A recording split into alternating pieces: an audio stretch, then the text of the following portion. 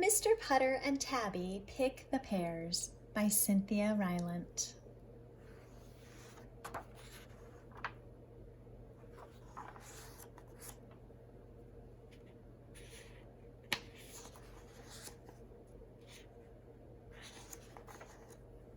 Chapter 1, Pear Jelly. It was fall, and juicy things were growing in Mr. Putter's backyard. Juicy apples, juicy tomatoes, juicy pears. Mr. Putter walked with his fine cat Tabby among the juicy things, and he dreamed. He dreamed of apple pie and apple turnovers. He dreamed of hot apple cider with a cinnamon stick and stuffed red tomatoes. But most of all, he dreamed of pear jelly. Mr. Putter loved pear jelly. He had loved it since he was a boy. Fall was his favorite season because of pear jelly. And now it was time. "Tabby," said Mr. Putter, "it is time to pick the pears." Tabby loved it when Mr. Putter said it was time to do something. She was old, but she still liked excitement. She followed Mr. Putter into the garage where he found a ladder for pear picking. Then they went to the backyard where all the excitement was. Chapter 2, Cranky Legs. Mr. Putter had a problem. It was a ladder problem. Mr. Putter set his ladder against the pear tree, but he couldn't get up the ladder. Last year he got up the ladder, but this year he had cranky legs. Cranky legs, cranky knees, cranky feet. He stepped onto the ladder and his legs were so cranky, he had to get right off again. "One trouble with being old," said Mr. Putter, "is being cranky." Tabby knew what he meant. She had a cranky tail. Some days it was so cranky it wouldn't swish. It just stuck in the air like a stick. Cranky legs and cranky tails are no fun when you're old, especially if you want pear jelly.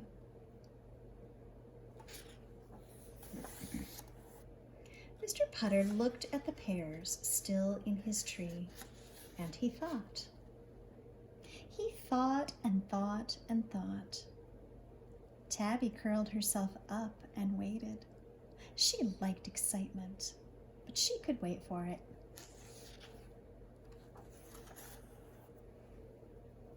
Chapter 3, Sing. "What I need," said Mr. Putter at last, "is a good slingshot." Mr. Putter knew about slingshots. He had played with them as a boy. They were good for knocking cans off logs, so they must be good for knocking pears off trees. Tabby followed him into the house to make a slingshot. Mr. Putter found a pair of old underwear that he didn't like. He didn't like it because it was covered with poodles. His brother had given him the underwear for his birthday. His brother loved the underwear. He thought it was funny. Mr. Putter did not. So he cut up the underwear and got some very good elastic. Then he got an old glove. Then he got a stick, and he made his slingshot.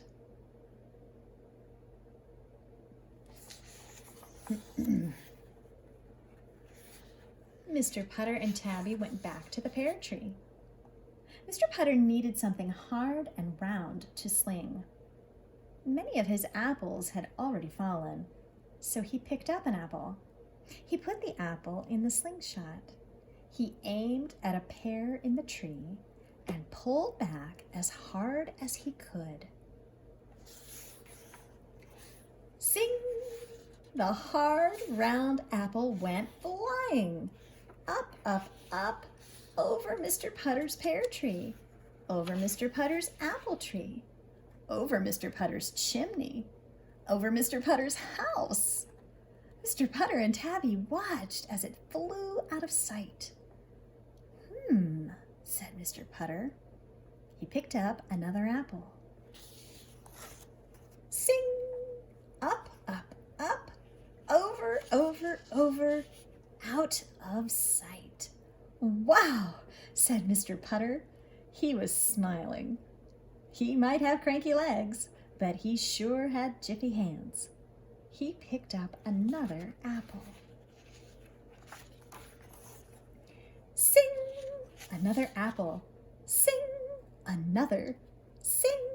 He forgot all about the pears. Tabby liked the first sings, but by the 7th sing, she began to yawn. By the 10th sing, she began to nod. And by the 14th sing, she was sound asleep.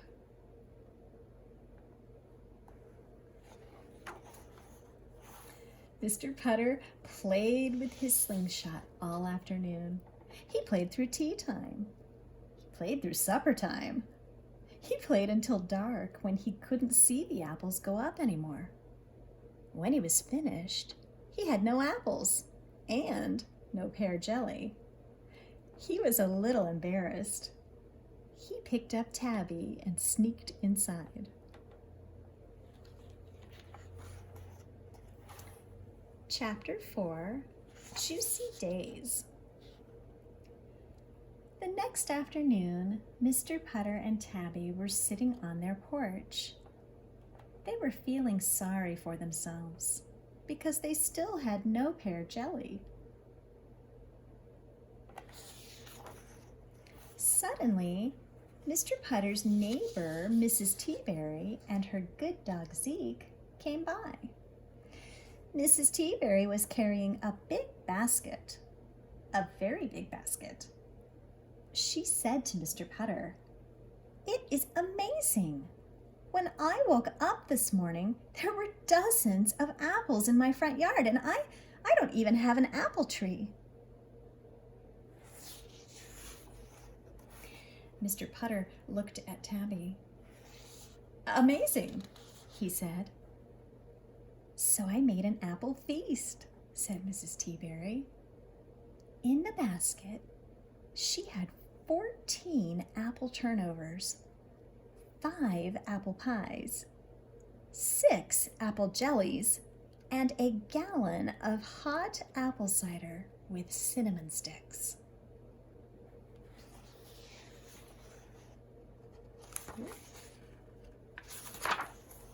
Mr. Putter and Tabby ate juicy things for days and days.